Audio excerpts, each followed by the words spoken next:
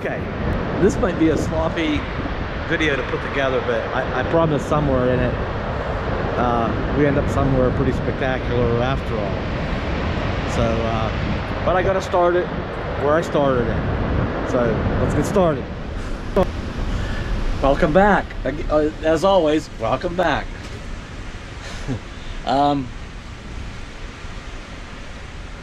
So we're still here at the reservoir, and it was nice and calm overnight. It was calm this morning. Was able to sit out, and I get up early, and the only other morning person here I think is Terry. So Terry gets up early too. It was calm. We went out and sat and had coffee, and just yacked a little bit, and that was nice. But then as the morning grew on, now it's late morning. It was about, I think, 11 o'clock,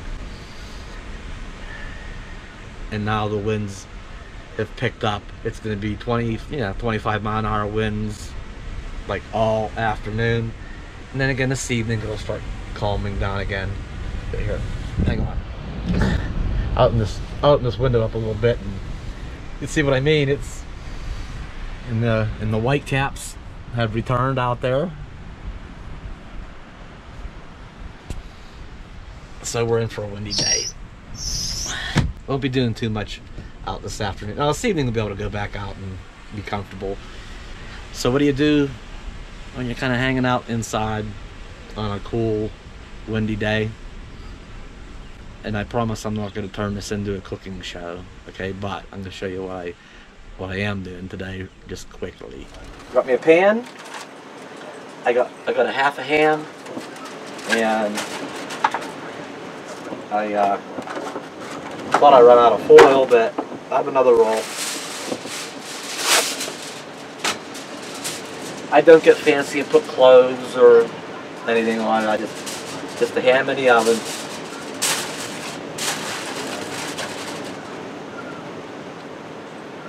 It will be smelling yummy in here after a while.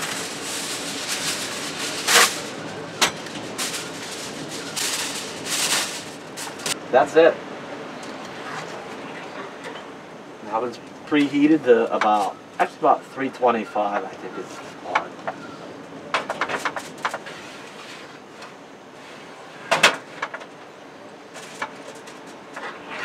Pop ham in the oven.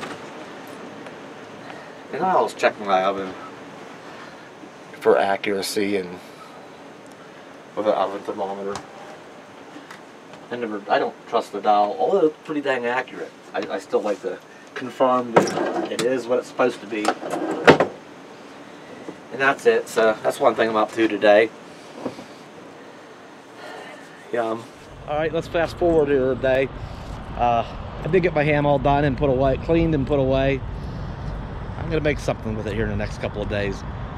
We left camp early, and me and Bella's been out for our morning walk. Come on, Bella. Come on. We have a few tasks. I have a few tasks. Come here. Come on, get unhooked.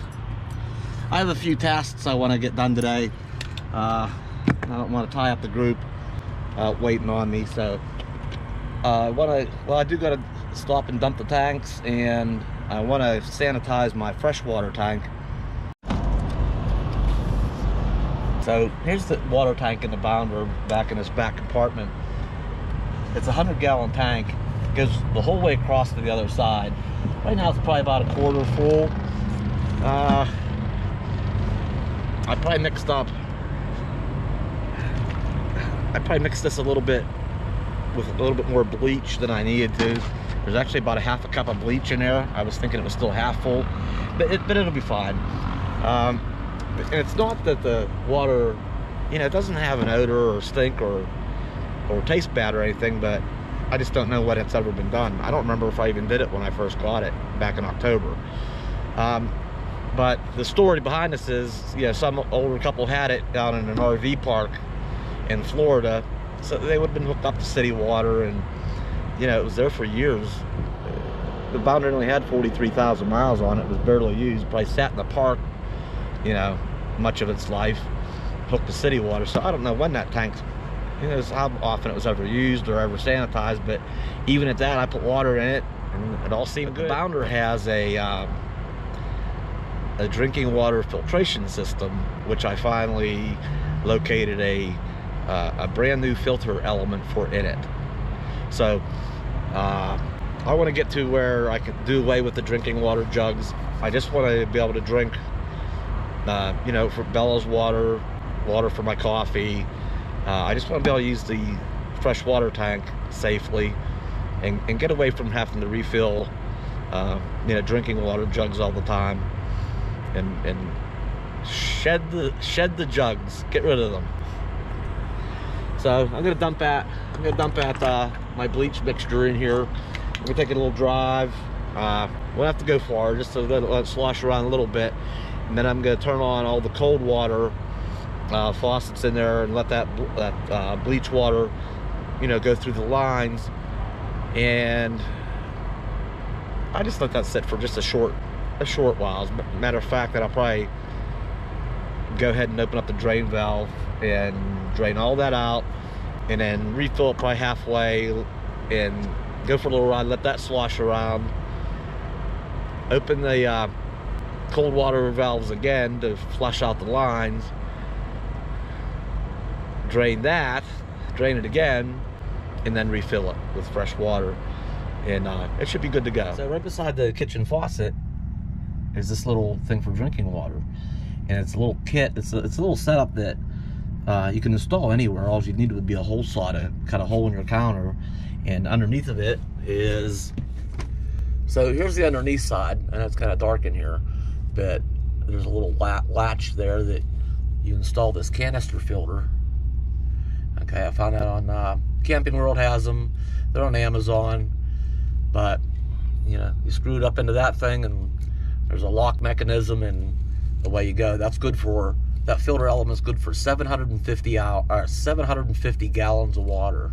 Then they recommend you change it for the new one. So that's the goal with that, and do away with all this exercise of having to refill jugs all the time. I have 9 or 10 or maybe a dozen gallon jugs for drinking water, and I know from using jugs for so long that we use about, not quite a gallon a day, probably about 3/4 of a gallon a day, but even figured on the high side, we'll call it a gallon a day. That's 365 gallons a year, right? So that's good for well over 2 years. Before that filter element was about I think $44, but for 2 years worth of filtered water, that's pretty cheap, really.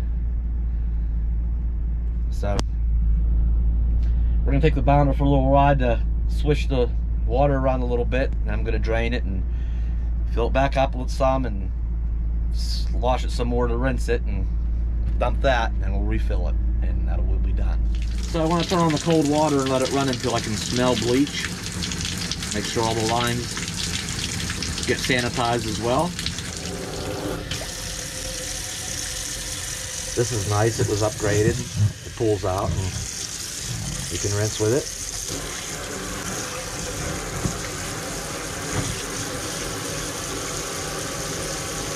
So that's it. We drove around a little bit, left that water, that bleach water slosh around and get mixed up.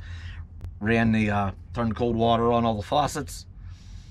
Nothing left to do now but drain that out, and I'll refill the tank about halfway with fresh water. Drive around again a little bit to kind of rinse that out, run it through that fresh water through the lines to flush the lines out, and then drain that, and then we'll be good. We'll just be able to fill it back up with fresh water, and we'll be good to go a long time. Okay, I have the RV leaning leaning pretty good this way, because the drain valves is right there, is the original, and somebody added this T-valve. Yeah, it's kinked, and well, even though I did have it unkinked, it still wouldn't drain out of there, so I don't know what's going on with that. That's kind of useless. And that's pulled up, and it's barely trickling out. It would take a long time to drain all this, so I just took the hose off from this valve, where it goes in this valve here. And yeah, the hose looks pretty dirty on the outside, but you know, really, the inside looks clean. The water looks clear. It smells a little bit like bleach. So we're gonna get this all drained out of here, and then get some fresh water in there and let it slosh around and run it through the lines to flush the system good, get it all that bleach back out of there, and then we'll fill it again, and we'll have a nice clean sanitized tank. And while I'm doing this, I haven't once in a while I'll clean the gray tank out a little bit to freshen it out, and so I poured half a cup to a cup, whatever, down the sink, so it gets down in the P-trap of the sink, down in the bathtub, and here at the kitchen sink. So half a cup or so in each of those, and ran some water. That'll all in all, there's a cup and a half, 2 cups, you know, down in the gray tank. So that's going to slosh around a little bit. Unfortunately, this Flying J location does not have a dump station, so it's not urgent yet, but we're getting pretty close. So that gray tank can slosh around some, and then when I'll dump, it will also be freshened up. So along with all, you know, the whole drains, all the drains. So we're gonna get out of here and let the fresh water slosh around in the freshwater tank to rinse the bleach out. Let the gray tank slosh around and freshen it up a bit, and then we'll go drain everything. Freshwater, black tank, gray tank, refill the fresh water, and then we'll be set. While we're here, I checked the propane. The house, the big house tank is still over half full, so we're good there. We'll be good to be out on the road and go just about anywhere and not have to worry about those systems. So we're gonna get going. Okay, we just left Flying J, and that bleach mixture really drained out well.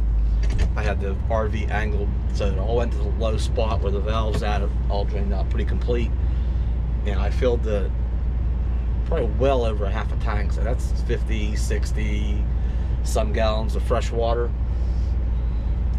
You let that slosh around, rinse that out good. I need to turn the water pump on and flush the line, turn all the cold waters on, let that flush the lines out, and I'll drain that tank, and we'll fill it up after that with nice 100 gallons of good fresh water somewhere, and our system will be in good shape. Right back. Right? So this was a nice find. Okay, just right in the middle of town. There's a double-sided dump station. That was nice, a double-sided dump station. And on either end of the parking lot, there it is. Drinking water. Funded by Idaho RV. Got it all filled up. That's always nice to do. While I was at Flying J, I filled the gas tank up too, so now that the fresh water system's been sanitized and refilled, the waste tanks are emptied, we're gonna be good to go for a while. Finally, after what seemed to be a day full of nothing but chores, errands,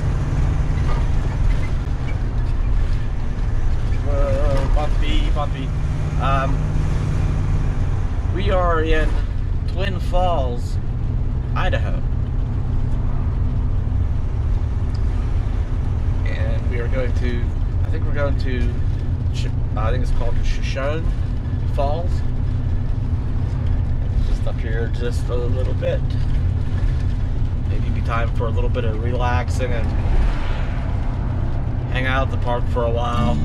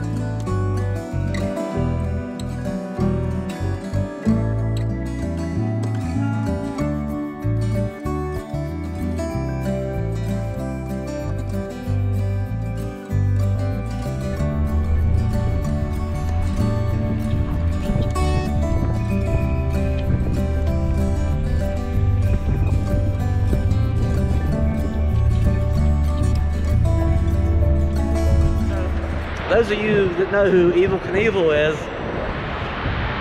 the site he was gonna jump, this is Snake River, and he was gonna jump somewhere from one side to the other.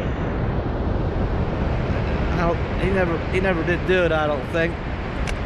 The RVs are parked over there somewhere, but I guess the main attraction